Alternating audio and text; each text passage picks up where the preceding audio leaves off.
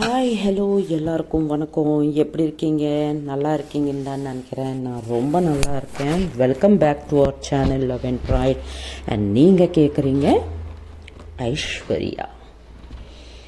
Okay, மறுபடியும் கேட்குறேன். 1000 சப்ஸ்கிரைபர்ஸ்க்கு குட்டையாக இருக்கும். இன்னொரு 80 சப்ஸ்கிரைபர்ஸ் வந்தால் நம்ம 1000 சப்ஸ்கிரைபர் ஃபேமிலியாக மாறிடுவோம். ஸோ ப்ளீஸ், புதுசாக கேட்குறீங்கன்னா சப்ஸ்கிரைப் பண்ணிக்கிட்டு கேளுங்க. அண்டு ஓல்டு சப்ஸ்கிரைபர்ஸ், ஓய் ஓய் எல்லோரும் இருக்கீங்களா? ப்ளீஸ் ஒரு லைக் பண்ணுங்களேன். ஒரு லைக் பண்ணி கண்டினியூ பண்ணுங்கள் கேட்குறது. ஒரு லைக் பண்ணிவிட்டு கேட்டால் பாருங்களேன், டிஃப்ரென்ஸ் நிறையா. நம்ம லைக் பண்ணோம், இந்த வீடியோவை நல்லா கேட்கணும் அப்படின்னு ரொம்ப ஜாகிரதையாக கூட கேட்பீங்க. Just joking. ப்ளீஸ் லைக் பண்ணுங்கள், ஷேர் பண்ணுங்கள், ஹைப் பண்ணுங்கள், கமெண்ட் பண்ணுங்கள். 920 மெம்பர்ஸ் இருக்கீங்க. 920 மெம்பர்ஸ் இருக்கும்போது சரி, ஒரு 600 தமிழ் சப்ஸ்கிரைபர்ஸ் இருப்பாங்கன்னு நினைக்கலாமே. 900ல் 600 இருக்காங்கன்னா மினிமம் நான் ஒரு 400 கமெண்ட்ஸு, 600 லைக்ஸு எக்ஸ்பெக்ட் பண்ணுறதுல தப்பு இல்லைல்ல. ஸோ ப்ளீஸ் மறுபடியும் கேட்குறேன், தப்பாக நினைக்காதீங்க. சப்ஸ்கிரைப் பண்ணலைன்னா சப்ஸ்கிரைப் பண்ணுங்கள், லைக் பண்ணலைன்னா லைக் பண்ணுங்கள். ஹலோ, நீங்கள் தான். எனக்கு தெரியும் நீங்கள் இன்னும் லைக் பண்ணல, தெரியுது எனக்கு. ஆமாம், உங்களை தான் கேட்குறேன். பார்த்தீங்களா, சாப்பிட்டுட்டே இருக்கீங்களே தவிர கேட்குறாங்களே ஒரு லைக் கொடுக்கலான்ட்டு. ஒரு லைக்காவது கொடுக்குறீங்களா? ப்ளீஸ் லெஃப்ட் ஹேண்டு ஃப்ரீயாக தானே இருக்கு. Click on like please. நான் இவ்வளோ கேட்டாலும் நீங்கள் லைக் பண்ணலப்பா, தெரியுது எனக்கு. யார் யார் லைக் பண்ணுறீங்க, யார் யார் லைக் பண்ணலை எனக்கு தெரியுது. ஓகே, சரி, ஒன்றுமே பண்ண முடியாது. ஓகே, சரி, let's continue with the story. எல்லாருக்கும் ஸ்டோரி பிடிக்குதுன்னு நான் நினைக்கிறேன். எல்லோரும் கமெண்ட்ஸ் கொஞ்சம் பரவாயில்ல ரெஸ்பாண்ட் ஆகிறீங்க ஸ்டோரி பற்றி. ஸ்டார்டிங்கில் யாருக்கும் இந்த ஐஷுவோட ஸ்டோரி ஏறல, பட் இப்போது ஸ்லோவாக அதில் இருக்கிற அந்த அந்த அந்த எசன்ஸ், அந்த அருமை புரியுதுன்னு நினைக்கிறேன். So okay, anyways, so previous எபிசோடில் நம்ம என்ன பார்த்தோம்னா, தேவா அண்ட் ஜரீனா வந்துட்டு அவங்களுக்கு ஹாலிடேஸ் வரும். ஸோ அந்த ஹாலிடேஸ் டைமில் ஐஷுவை பார்க்கணுன்னு தேவாவுக்கு ரொம்ப இன்ட்ரெஸ்டடாக இருக்கும். ஸோ ஜரீனாவோட ஹெல்ப்பை எடுத்துகிட்டு அவங்க ஐஷுவோட ஊருக்கு போவாங்க. ஊருக்கு போயிட்டு அவங்க அம்மா வீட்டுக்கே போவாங்க. டைரெக்டாக போய் அங்கே கொஞ்சம் நேரம் பேசிட்டு அவங்க தம்பி கூட கொஞ்சம் ஐஷுவோட தம்பி கூட கொஞ்சம் டைம் எல்லாம் ஸ்பெண்ட் பண்ணிவிட்டு அப்புறமா அவங்க அம்மா கிட்ட எல்லாம் ஐஷு பற்றி தெரிஞ்சுட்டு, அவங்க சின்ன வயசில் இருக்கும்போது அவங்க ஃபோட்டோஸு எல்லாம் பார்த்து அதெல்லாம் என்ஜாய் பண்ணிவிட்டு, அது அவங்க மொபைல்லையும் அவங்க அந்த ஃபோட்டோஸ் எல்லாம் ஸ்னாப்ஸ் எடுத்துகிட்டு அவங்க சின்ன வயசில் வாங்கின அந்த மெமெண்டோஸு, மெடல்ஸு எல்லாமே பார்த்து கொஞ்சம் நேரம் இருந்து அங்கேருந்து ஆசிரமத்துக்கு போவாங்க. ஆசிரமத்தில் அங்கேருந்து அவங்கள யார் இந்த ஆசிரமத்தில் ஜாயின் பண்ணாங்களோ அவங்க அட்ரஸ் தெரிஞ்சுக்கிட்டு அந்த ஊருக்கு கிளம்புவாங்க. ஸோ வாட் நெக்ஸ்ட்னது இப்போ பார்க்கலாம். ஸோ அந்த ஊருக்கு போய் கொடுத்த அட்ரஸில் ஒன்றுமே இல்லை. ஸோ யாரை கேட்டால் நமக்கு இதுக்கு எல்லாத்துக்கும் தெரியும் அப்படின்ட்டு தேடிட்டே இருக்கும்போது அங்கே ஒரு பாட்டி இருப்பாங்க. அந்த பாட்டிக்கிட்ட போய், பாட்டி இப்படி பல வருஷம் ஒரு 21 வருஷத்துக்கு முன்னாடி இங்கே ஒரு ஆக்சிடெண்ட் ஆச்சு. அதில் ஒரு ஒரு ஒய்ஃபு ஹஸ்பண்ட் எப்படி சொல்கிறது, ஐயோ புருஷன் பொண்டாட்டியோட தங்கச்சி அவங்க பொண்டாட்டியோட அம்மா 4 பேரும் இறந்துட்டாங்க அந்த ஆக்சிடெண்ட்டில். பட் ஒரு சின்ன குழந்தை மட்டும் தப்பிச்சுக்கிட்டாங்க. அது உங்களுக்கு ஏதாவது ஞாபகம் இருக்கா அப்படின்னு ஜரீனா கேட்பாங்க. அந்த பாட்டிவை கேட்டதும், அது ஏம்மா கேட்குற, அது ஒரு பெரிய இன்ஸ்டண்ட்டு, அது யாராலையும் அந்த அப்போ இருக்கிற யாராலையும் அந்த ஆக்சிடெண்ட்டை மறக்கவே முடியாதுமா. ஐயோ ரொம்ப யூனோ வெரி பிக்கெஸ்ட் ஆக்சிடெண்ட் நடந்தது அப்போது. பாவம்மா அந்த பொண்ணு இப்போ எங்கே இருக்குது எப்படி இருக்குன்னு கூட தெரியாது. அவங்க சொந்தக்காரங்க தான் அவங்கள கூட்டிகிட்டு போய் ஒரு ஆசிரமில் விட்டுட்டு வந்தாங்கம்மா. அது எந்த ஆசிரமம் என்னன்னு எனக்கு தெரியாதுமா அப்படின்னு அந்த பாட்டி சொல்லுவாங்க. ஸோ அவங்க பற்றி அவங்க ஜரீனாக்கும் தேவாவுக்கும் அந்த பாட்டி கேட்டால் அவங்களுக்கு எந்த இன்ஃபர்மேஷனும் கிடைக்கல. வெறும் அந்த ஆக்சிடெண்ட் இப்படி ஆச்சுன்னது தவிர. சாரி. ஸோ எப்படியாவது ஐஷு பற்றி தெரிஞ்சுக்கணும். ஸோ எப்படி என்ன பண்ணலான்னு யோசிச்சுட்டு இருக்கும்போது அந்த வில்லேஜுக்கு ஒரு விவோ இருப்பாங்க இல்லையா, வில்லேஜ் ஆஃபீஸர் இருப்பாங்க இல்லையா, ஸோ அவங்கக்கிட்ட போவாங்க. போயிட்டு விசாரணை ஸ்டார்ட் பண்ணுவாங்க. சார் இப்படி நாங்கள் இப்படி அனாதாசிரமில் இருந்து வந்திருக்கோம். அங்கே ஒரு பொண்ணு இந்த ஊரில் இருந்து தான் அங்கே ஒரு பொண்ணு அட்மிட் பண்ணியிருந்தாங்க. ஸோ அந்த பொண்ணு பற்றி தெரிஞ்சுக்கிறதுக்கு தான் நான் இந்த ஊருக்கு வந்தோம். ஸோ அங்கே சொந்தம்னு யாரோ இருக்காங்க. ஸோ அவங்கள போய் மீட் ஆகணும் அப்படின்ட்டு அந்த வியூவை கிட்ட கேட்பாங்க. கேட்டதும் சரிம்மா நான் உங்களுக்கு ஹெல்ப் பண்ணுறேன் அப்படின்னு சொல்லி அங்கே ஒர்க் பண்ணுற ஒரு அட்டெண்டரை அவங்க கூட சென்ட் பண்ணிவிட்டு இவங்களை அவங்க வீட்டுக்கு கூட்டிகிட்டு போ அப்படின்னு சொல்லுவாங்க. சரின்னு அந்த பர்சன் அவங்கள ஐஷுவோட அப்பாஸ் பிரதர் வீட்டுக்கு கூட்டிகிட்டு போ. சரி, அந்த ஊர் எப்படின்னா எவ்வளோ கஷ்டம் வந்தாலும் ஏதோ ஆனாலும் அந்த ஊரெல்லாம் சேர்ந்து தான் இருப்பாங்க. அந்த ஊரில் இருக்கிற எல்லாரும் சேர்ந்து தான் இருப்பாங்க. அண்டு சொந்தம் பந்தம்னு எல்லாரும் அவங்கவுங்க ரிலேஷன்ஸை ஹோல்ட் பண்ணிகிட்டே இருப்பாங்க. இப்போது ஐஷுவோட அப்பா அம்மா இல்லைன்னு இவங்க ஃபேமிலி ஒன்றும் பிரிஞ்சு போகல. அவங்க சேர்ந்து தான் இருக்காங்க அதே ஊரில் ஹாப்பியாக. ஒருத்தர் பேசிக்கிறது, ஹெல்ப் பண்ணிக்கிறது, இதெல்லாமே பண்ணிகிட்டே இருக்காங்க. ஸோ தேவா அண்ட் ஜரீனாவை அந்த அட்டெண்டர் அந்த ஃபேமிலிக்கிட்ட கூட்டிகிட்டு போவாங்க. கூட்டிகிட்டு போய் சொல்லுவாங்க பட் இவங்க நீங்கள் உங்கள் டாட்டரை ஒரு ஆசிரமில் விட்டுட்டு வந்தீங்க இல்லையா, அந்த ஆசிரமில் இருந்து வர்றாங்க. அந்த பொண்ணு பற்றி இவங்களுக்கு ஏதோ தெரிஞ்சுக்கணுன்னு வந்தாங்க. ஸோ நீங்களும் கோஆப்ரேட் பண்ணுங்க அப்படின்னு சொல்லி அந்த ஒர்க் பண்ணுற அந்த ஆள் கிளம்பிடுவான் இவங்களுக்கு இன்ட்ரடியூஸ் பண்ணி வச்சுட்டு. சரின்னு அவங்களும் அங்கே இருக்கிற ஐஷு அவங்க பெரியப்பாவோ சித்தப்பாவோ எனக்கு தெரியாது, அவங்க என்னம்மா வேணும் உங்களுக்கு சொல்லுங்கள், நாங்கள் சொல்கிறோம் அப்படின்னு சொல்லுவாங்க. சொன்னதும் இல்லை ஐஷுவோட அப்பா ஃபோட்டோ இல்லைன்னா அம்மா ஃபோட்டோ ஏதாவது இருக்கா அவங்கக்கிட்ட அப்படின்னு கேட்பாங்க. அப்போது அந்த ஃபேமிலிக்கிட்ட எதுவும் இல்லை. பட் அவங்க அக்கான்னு ஒரு பர்சன், அத்தை, லைக் அப்பாவோட சிஸ்டர்னா அத்தை தானே ஐஷுவுக்கு. ஸோ அவங்கக்கிட்ட மட்டும் அவங்க ஃபேமிலி ஃபோட்டோ இருந்தது.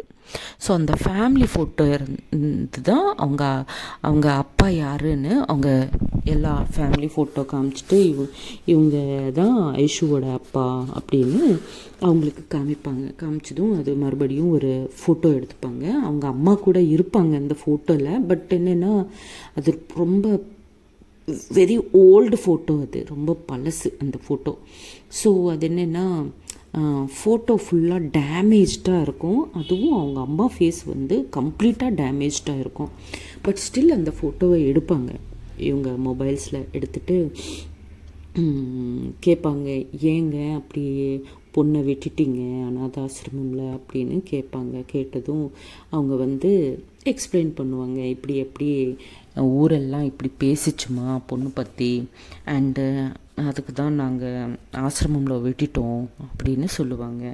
பட் இப்போ ரொம்ப கஷ்டமாக இருக்குமா அந்த பொண்ணு பற்றி திங்க் பண்ணும்போது, நாங்கள் ரொம்ப ஃபீல் பண்ணோம். பட் அவங்கள யாரோ அடாப்ட் பண்ணிட்டாங்கன்னு தெரிஞ்சுக்கிட்டதுக்கப்புறம் கொஞ்சம் சந்தோஷமாக தான் ஃபீல் பண்ணோம் அப்படின்னு சொல்லுவாங்க. சொன்னதுக்கப்புறம் ஓகே அப்படின்ட்டு, அப்போது அவங்க அம்மாவோட ஃபோட்டோ எப்படி தான் கிடைக்கும்னு எங்களுக்கு அப்படின்ட்டு அவங்க கேட்கும்போது, அவங்க அம்மாவோட சைடுக்கு இருக்கிற ரிலேட்டிவ்ஸ் கிட்ட யார்கிட்டேயும் அவங்க ஃபோட்டோ இல்லை.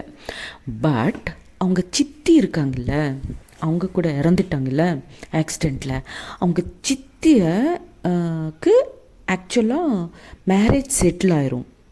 ஓகேவா? அந்த மேரேஜ் செட்டில் ஆன பையன் இருப்பான் பாருங்கள், அந்த பையனுக்கு அவங்க சித்தினா ரொம்ப இஷ்டம், லவ் பண்ணியிருப்பாங்க ஒன் சைடடாக. ஸோ அவங்கக்கிட்ட அந்த சித்தியோட சின்ன வயசு ஃபோட்டோ அவங்க அக்கா கூட, ஐ மீன்ஸ் எப்படின்னா ஐஷுவோட அம்மா அண்ட் சித்தி இருக்கிற ஃபோட்டோ. ஸோ அப்போது அந்த ஃபோட்டோவில் ஐஷுவோட அம்மாவுக்கு வந்து ஒரு 10 years அப்படி இருக்கும், சித்திக்கு வந்து ஒரு 7-8 years இருக்கும்.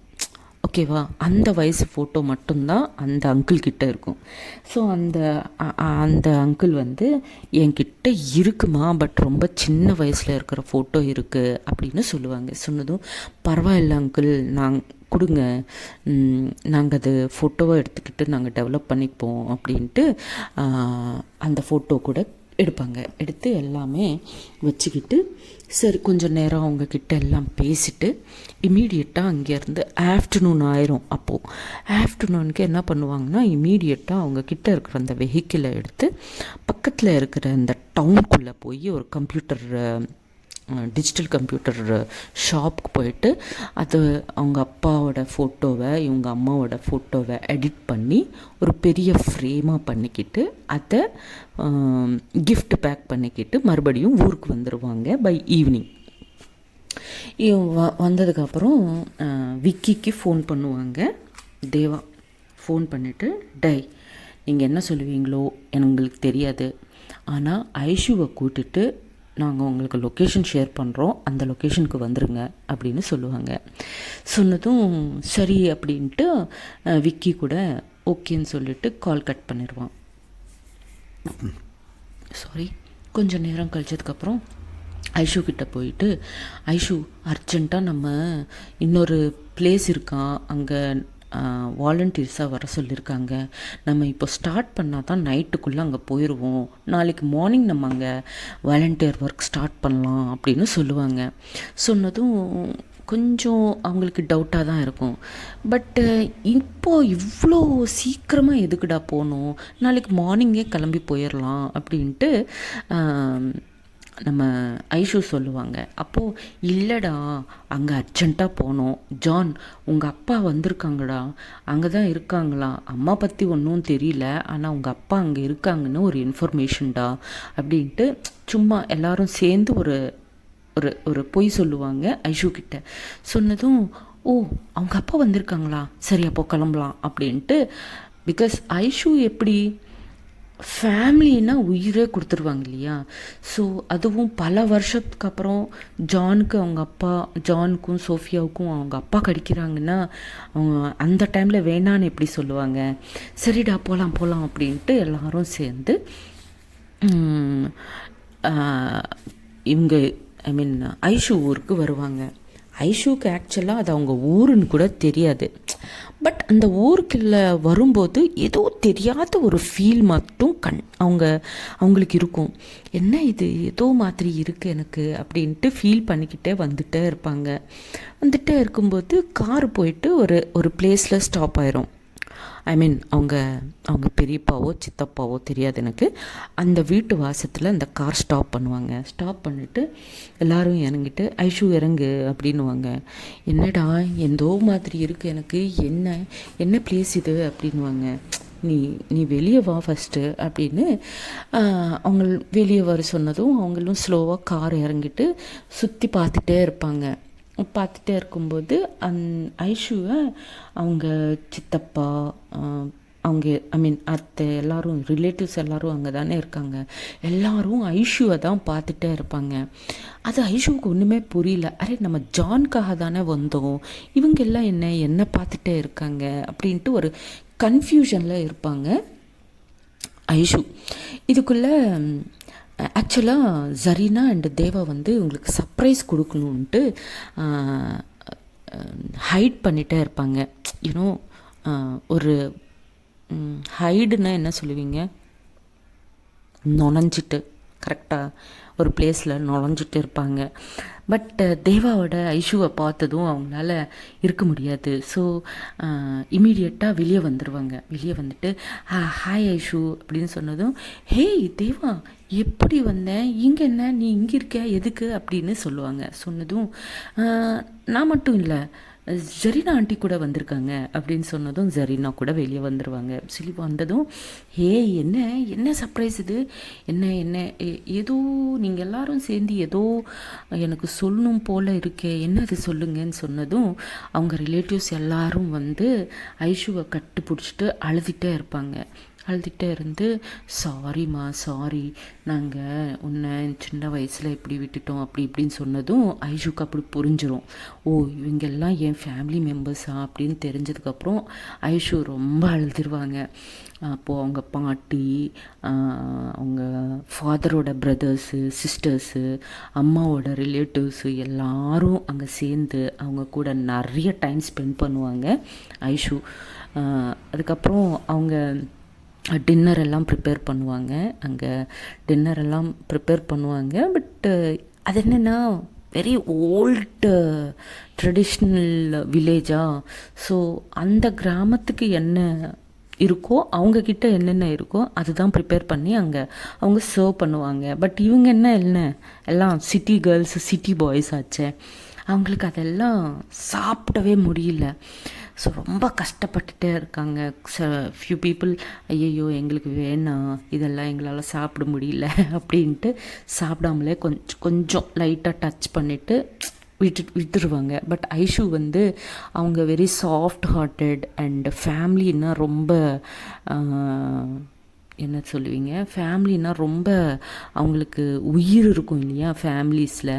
ஸோ அதுக்கு தான் ஐயோ அவங்க நமக்காக கஷ்டப்பட்டு சமைச்சு நமக்காக ப்ரிப்பேர் பண்ணி கொடுக்கும்போது நம்ம ஏன் இதை வேஸ்ட் பண்ணணும் அப்படின்ட்டு அவங்க பிளேட்டில் போட்ட எல்லா ஃபுட்டு அவங்க சாப்பிட்டுருவாங்க.